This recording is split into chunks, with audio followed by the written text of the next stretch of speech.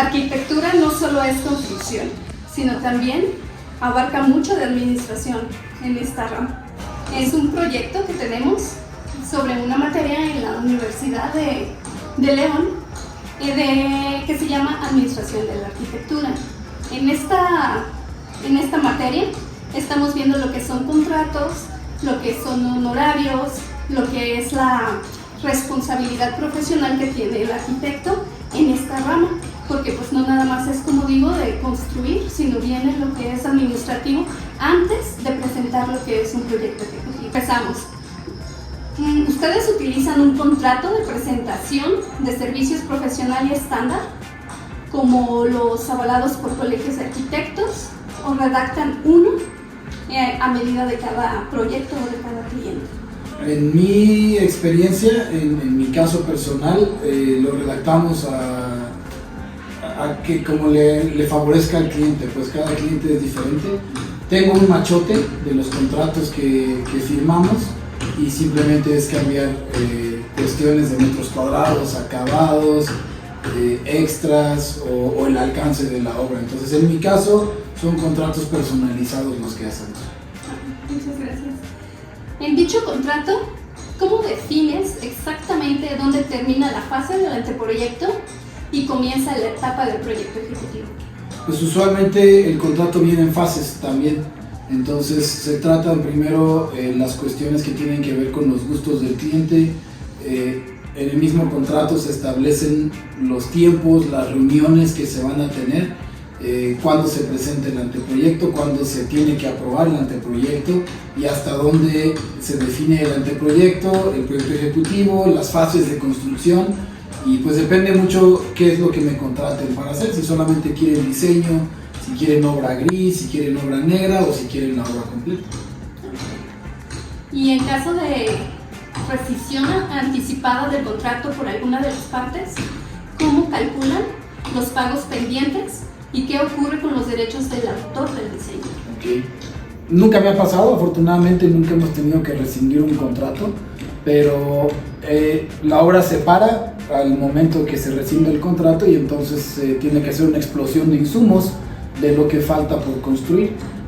Se hace una explosión de lo que falta por instalar, pisos, acabados, ventanas, pintura, dependiendo de la fase del proyecto en la que uno se encuentre, y entonces eso se puede restar al proyecto, al anteproyecto original o al contrato original que se tiene firmado. Okay. Y bueno, en este caso, ¿qué cláusulas, si tus contratos vienen con cláusulas, qué cláusulas se incluyen en el contrato para definir los límites y costos de los cambios o modificaciones al diseño una vez que ya ha sido aprobado? Okay. Pues un proyecto usualmente se define por el tipo de acabados. El precio de un proyecto lo define la calidad de los acabados que el cliente desea. Entonces yo usualmente divido la construcción en obra negra o obra gris, dependiendo de los alcances del cliente. A veces los clientes quieren comprar los pisos, ellos tienen su propio carpintero o le dicen al arquitecto tú haz todo, ¿no? Entonces las cláusulas se hablan desde antes y dependiendo del gusto del cliente o de lo que más le convenga.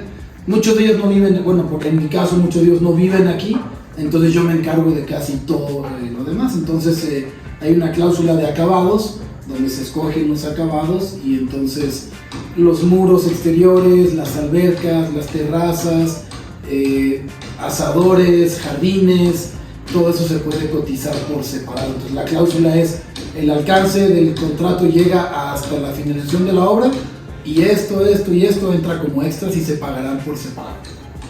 Okay. Bueno, hablando de ese mismo, si el cliente solicitara algunas modificaciones sustanciales al diseño una vez firmado el contrato, ¿bajo qué mecanismo legal o anexo se formalizan estos cambios? Eso es de lo más común en la arquitectura. Muy rara vez el proyecto se respeta tal y como se presenta y se firma. Entonces sí hay muchos cambios a lo largo del proyecto. Los clientes ya cuando ven físicamente la obra dicen, ay, esto no es lo que pensaba, me gusta esto, me gusta aquello. Entonces es muy común. Afortunadamente en mi caso he tenido clientes muy entienden mucho la lógica, y entonces ellos mismos saben que están pidiendo algo que está fuera del alcance del contrato, y entonces simplemente nos arreglamos, ¿no? Me pasó con una clienta que en vez de tener ventanas de herrería me dijo, ¿sabe qué? Quiero ventanas de PVC europeo. Entonces, obviamente es más caro. Digo, no se preocupe, yo lo pago, y ahora quiero paneles solares, ahora quiero esto, quiero aquello. En el caso de los clientes que he tenido, hemos podido trabajar eso y simplemente se van aumentando las cotizaciones extras. Pero hay clientes un poquito más aferrados, y no me ha tocado, pero pudiera llegar incluso a instancias legales donde no se respeten los acabados o haya extras que no se quieran pagar. Gracias. Y bueno, ¿el contrato especifica penalizaciones económicas o tiempo límite para ambas partes en caso de retrasos impuntuales, tanto para ti como arquitecto como para el cliente? Sí, usualmente tanto el contratista como el cliente tenemos o firmamos en el contrato los tiempos de la obra y la forma en que se va a ir pagando y se va a ir terminando la obra. Y existen las cláusulas, obviamente si no se termina a tiempo se va descontando del monto total, o si no se entrega también a tiempo el dinero, pues también hay penalizaciones. Pero sí, cada contrato tiene penalizaciones tanto económicas como de otra índole, cuando no se cumplen ambas partes no cumplen con lo que se ha acordado. ¿Y qué procedimientos legales aplica el contrato si una de las partes pues decide rescindir o cancelar el acuerdo unilateralmente a mitad del proceso, que no se haya terminado el proceso y que él ya quiera decir, vale, ya no quiero? Pues nuevamente, nunca me ha pasado, afortunadamente nunca he llegado a esas instancias, pero de llegar a suceder, pues lo primero que hay que hacer es ayudarse legalmente, conseguir algún abogado en materia de esta rescisión de contratos que pueda ayudarnos a saber cuál de las partes está en falta y cuál debe de cumplir con aquello que se acordó, ¿no? Nuevamente, nunca me ha tocado llegar a ese punto, pero conozco personas que sí lo han hecho, y la batalla legal puede durar meses o años incluso antes de resolverse. ¿Y cómo se define en el contrato su nivel de responsabilidad y el alcance si solo se contrata el diseño y no la supervisión o dirección de la obra? Okay. Pues no hay tanta responsabilidad. Me ha tocado que me contraten solamente para un proyecto arquitectónico, en el cual yo entrego plantas arquitectónicas, instalaciones, acabados, planos estructurales, todo lo que necesita el cliente para poder ir y sacar sus permisos. En ese caso, pues ellos ya son dueños del diseño. Ya lo que hagan, si cumplen o no cumplen con el diseño, eso ya es cuestión de ellos, ya no hay responsabilidad profesional. No es lo mismo cuando me contratan para hacer la obra. Ahí es termina, al principio y termina. Exacto, sí, cuando uno construye, la responsabilidad es total, porque le están pagando para administrar y para desarrollar la obra. Cuando uno solamente diseña, pues ahí termina la responsabilidad, ya el plano ya es tuyo, tú haces con él lo que tú quieras. Se incluye en el contrato un cronograma detallado por fases, como anteproyecto, proyecto, ejecutivo, licencias, y cómo se actualiza si hay contratiempos. Sí, por lo general hay un cronograma y el tiempo estimado de la obra. Se van agregando ajustes según causas de fuerza mayor. El clima, por ejemplo, las lluvias siempre retrasan una obra. Dependiendo de la temporada de lluvias que uno tenga, puede retrasar un poco. Que no haya recurso también puede atrasar la obra. Hay muchos factores, ¿no? Sobre todo los permisos, el tiempo que pueda tomar en que salgan los permisos y las licencias de obra necesarias para construir. A veces solamente pedimos una licencia de trabajos preliminares y con eso uno empieza a construir esperando que la licencia de construcción llegue pronto.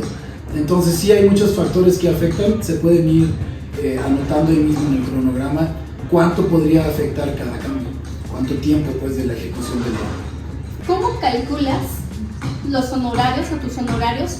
¿Es como un porcentaje del presupuesto de ejecución, material PEM, costos por metro cuadrado o tarifa fija o por horas? Ok, yo trabajo de dos maneras y casi todos los que conozco de la misma manera, por precio alzado o por administración de obra. ¿Cuál es el precio alzado? El precio alzado es, yo hago una explosión de insumos, es decir, saco los metros cuadrados de tabique, saco los metros lineales de cadena, saco la cantidad de material, varilla, cemento, todo lo que se va a ocupar, pisos, eléctrico, plomería. Hago una explosión muy detallada de todo lo que implica construir la obra y entonces le agrego un porcentaje de ganancia y ese es el precio alzado. Se cierra, digamos, en 4 millones de pesos. Entonces yo le digo al cliente, yo te hago tu casa de tantos metros cuadrados por 4 millones de pesos, tú me vas dando un anticipo, luego esto, luego aquello y eso va a ser, o sea, ahí cerramos, ¿no? Lo que yo gaste, cómo lo gaste, cuánto me cueste y el resto es mi ganancia, ¿no? Esa es una forma de trabajar. La segunda manera, que es con la que yo trabajo, es administración de obra.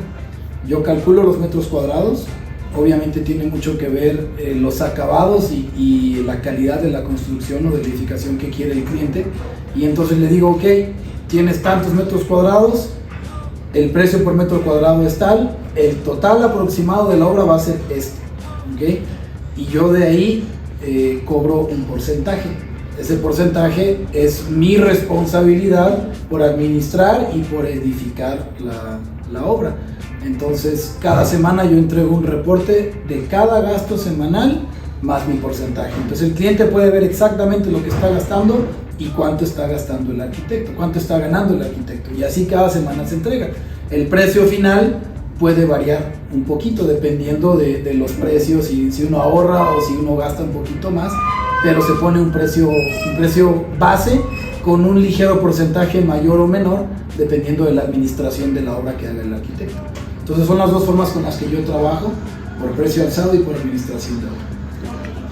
¿Y cómo está estructurado el calendario de pagos? Como el anticipo, entregas por fases, o etcétera, para asegurar el flujo de caja del despacho. Pues nuevamente, el contrato debe llevar las cláusulas de si va a haber un anticipo y luego otro porcentaje a cierto avance de la obra, otro porcentaje al estar entregada la obra y otro porcentaje al estar en total satisfacción del cliente. Esa es una manera. Otra manera es pues recibir pagos semanales. Por ejemplo, en mi caso de la administración de obra, por lo general yo mando el reporte de lo que se requiere cada semana y me mandan el dinero que se requiere para pagar esa semana. En otros casos existe una caja chica o un fondo del cual uno va utilizando y entonces cada cierto tiempo el cliente te va mandando. Cada mes te mando este porcentaje y el siguiente mes, o cada que se vaya acabando la caja o el fondo, entonces te mando otro poquito. Realmente depende mucho del cliente. Hay clientes que desde el principio dan un abono grande y uno casi termina la obra con eso. Hay clientes que prefieren ir mandando de a poco y otros que cada semana tú me dices cuánto y yo te mando lo que tú me pidas. Ok. ¿Y qué gastos fijos quedan fuera de tus honorarios, de los honorarios base, y deberían ser pagados por el cliente?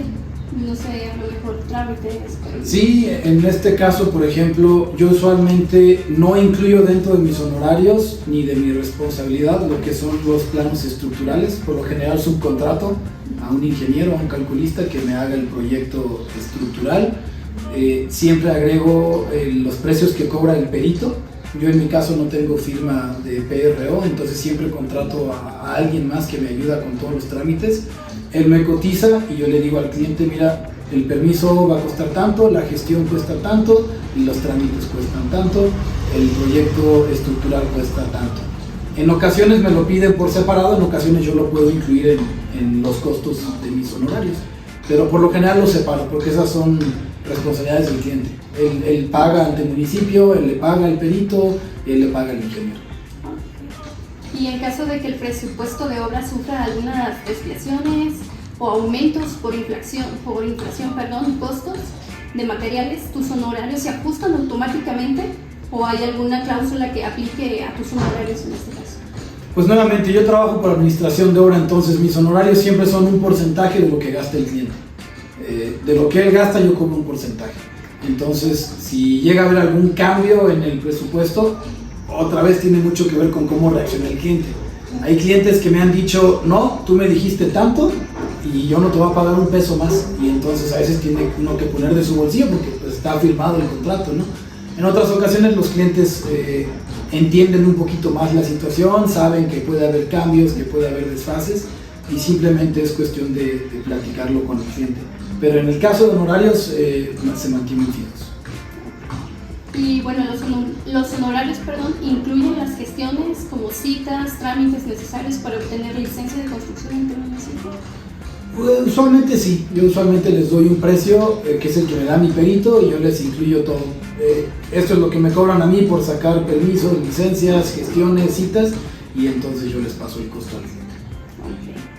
Y bueno, ¿entregas un catálogo de conceptos y volumetría detallado antes de iniciar la construcción para evitar sorpresas en el presupuesto?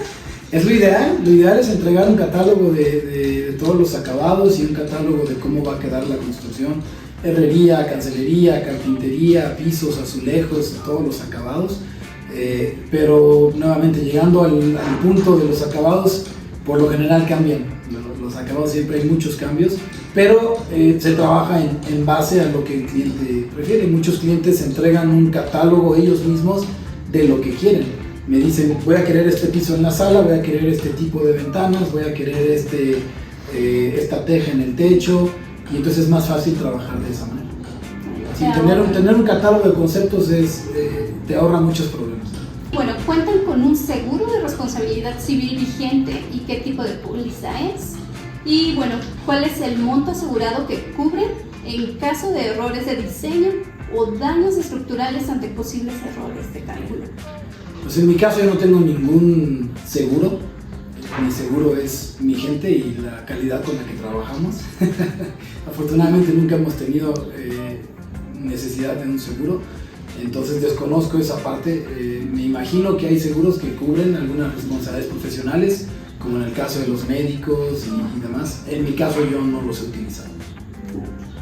Y si actúas como director responsable de obra o supervisor, ¿cuál es su protocolo exacto o alcance de tu responsabilidad profesional para asegurar a los constructores y que sigan fielmente los planos?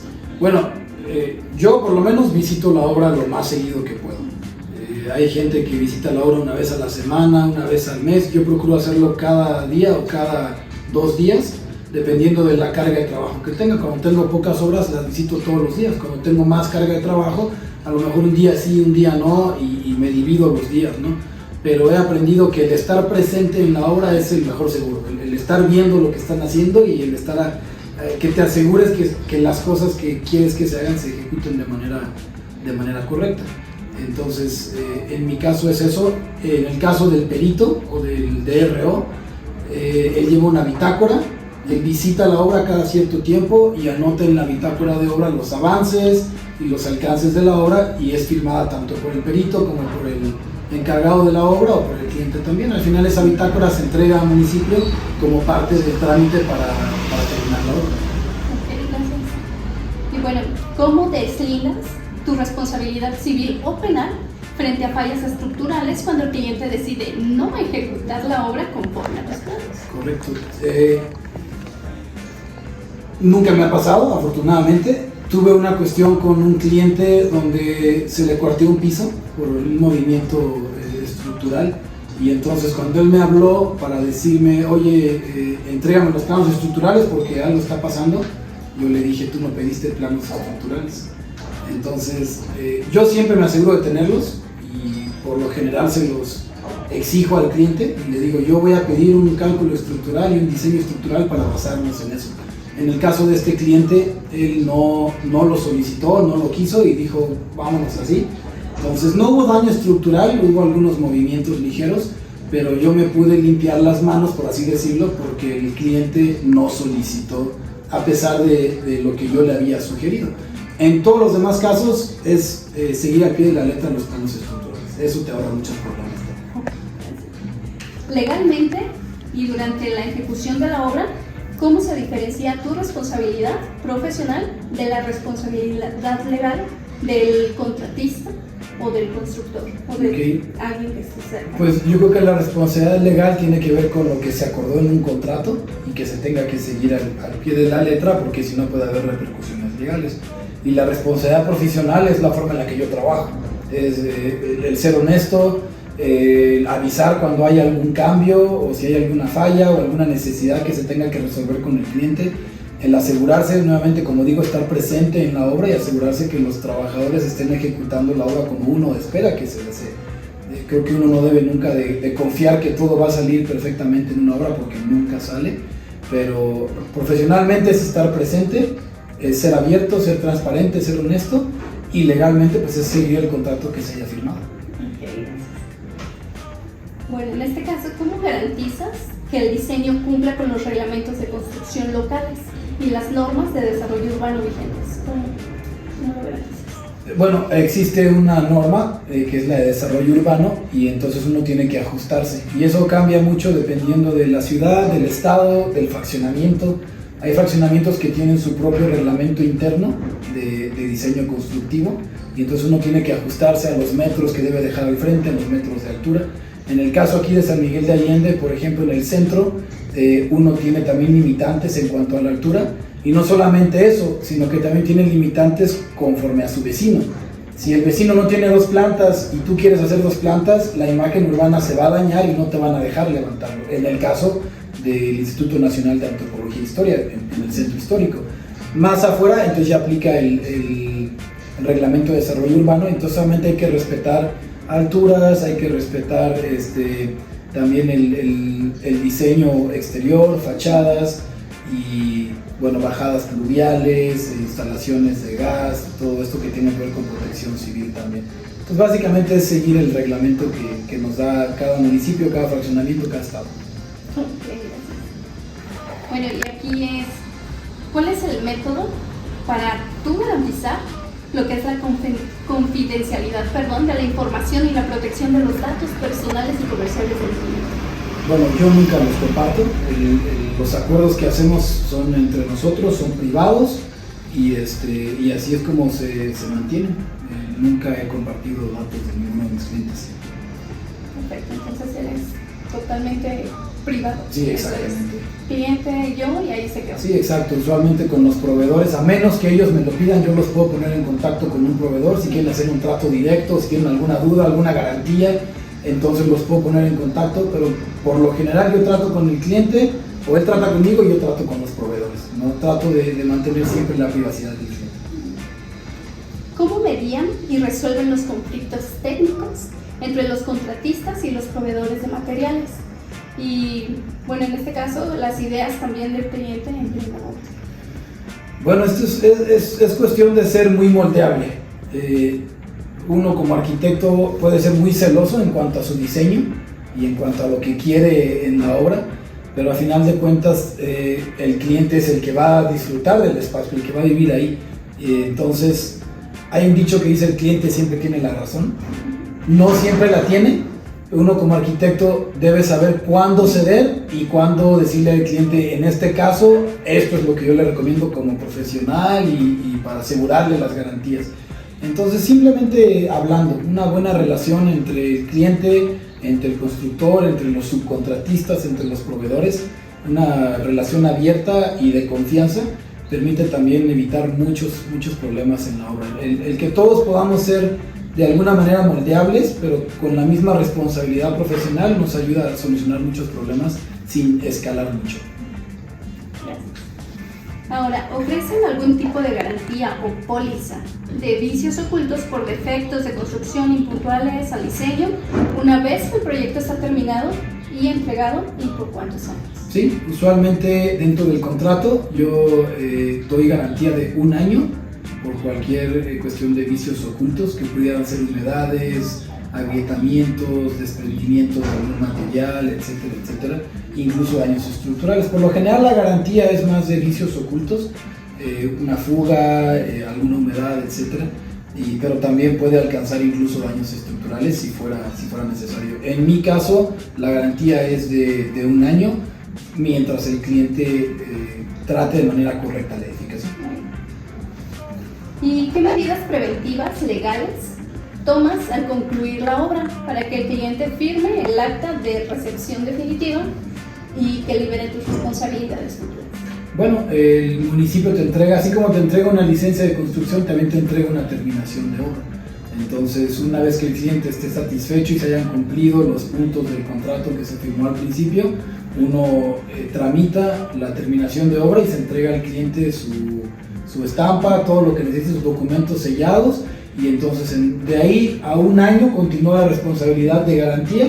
De ahí en adelante pues ya es responsabilidad de quien habita la edificación. Ok, muchas gracias, Benji. Y bueno, ya por último, una pregunta personal. Ok. ¿Cuál de tus obras que hasta ahorita has diseñado y construido es la que más te ha hecho sentir como resuelto, como satisfecho? Una que te haya, a lo mejor sí, hecho batallar un poquito, pero que la hayas disfrutado, que te haya llenado. Pues ahorita estamos remodelando y ampliando el Hotel La Puertecita, que es el primer hotel boutique de San Miguel de Allende. Es un hotel, es un ícono de San Miguel, pues está en el Atascadero o Arcos de San Miguel. El hotel inició, bueno, originalmente tenía 10 habitaciones y siempre fue así. Ahora tiene 20 habitaciones, tiene un elevador, la alberca ha sido rediseñada, se agregaron terrazas, se agregaron cuartos adicionales, un lobby más grande, un bar, un restaurante, un deck en la parte de abajo.